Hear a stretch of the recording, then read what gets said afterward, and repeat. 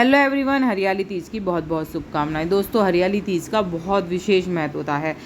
आपको क्या करना है, शिव परिवार की पूजा करनी होती है। इस दिन पूजा करने से कन्याओं को मनचाहा पति मिलता है, वरदान मिलता है, और जो सुहागन स्त्रियां हैं उनका जो सुहाग होता है वो अटल रहता है। किस तरह से करनी है पूजा, आप देख सकते हैं। सबसे पहले यहाँ पर गणेश जी की पूजा करनी है। गणेश जी को दुर्वा अर्पित करनी है, जनेऊ अर्पित करना है, वस्त्र अर्पित करना है, फूल से आप स्नान कराएं। उसके बाद भोलेनाथ की पूजा करें, और दोनों ही पूजा दिखाऊंगी मैं आपको। आप मिट्टी के शिवलिंग बनाकर भी पूजा कर सकते हैं, और गौर भी बना सकते हैं। आप जैसा आप चाहें वैसा आप कर सकते हैं। सिर्फ शिवलिंग की भी पूजा कर सकते हैं, या फिर आप पूरा ही शिव परिवार मिट्टी का बना के पूजा कर सकते हैं।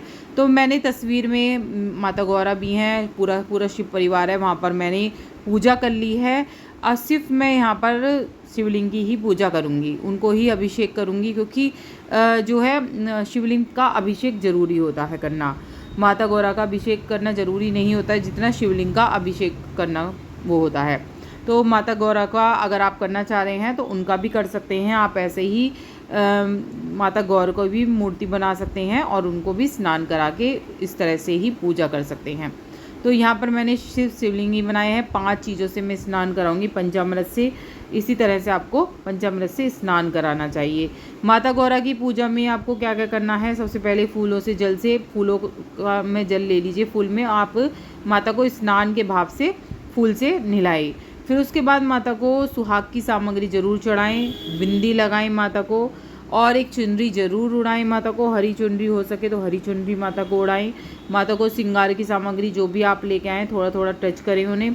मेहंदी लगाएं माता को, और अगर आपके पास वैसी मूर्ति है तो कलावा एक साथ बांध दें, कलावा अर्पित करें।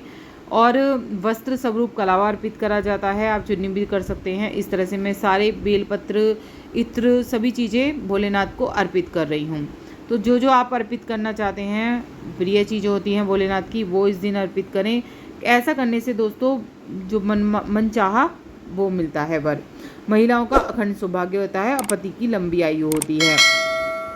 और हरियाली तीज की पूजा विशेष महत्व रखती है। इस दिन काले कपड़े भूल कर भी नहीं पहनने हैं, हरे वस्त्र ही पहनने हैं। हरी वस्त्र का विशेष महत्व होता है। और पूजा के स्थान पर दीपक जरूर जलाएं, और मंदिर में जाकर भी आपको 5 दीपक जरूर लगाने चाहिए। और शुद्धता का बिल्कुल ध्यान रखें। घर में गंगा जल का छिड़काव करें, 16 श्रृंगार करके ही आपको ये पूजा करनी है। हरे रंग की जो चूड़ियाँ वगैरह पहननी है, और बालू से या मिट्टी से भगवान शिव की प्रतिमा बनानी है। आप माता गौरा की भी बना सकते हैं।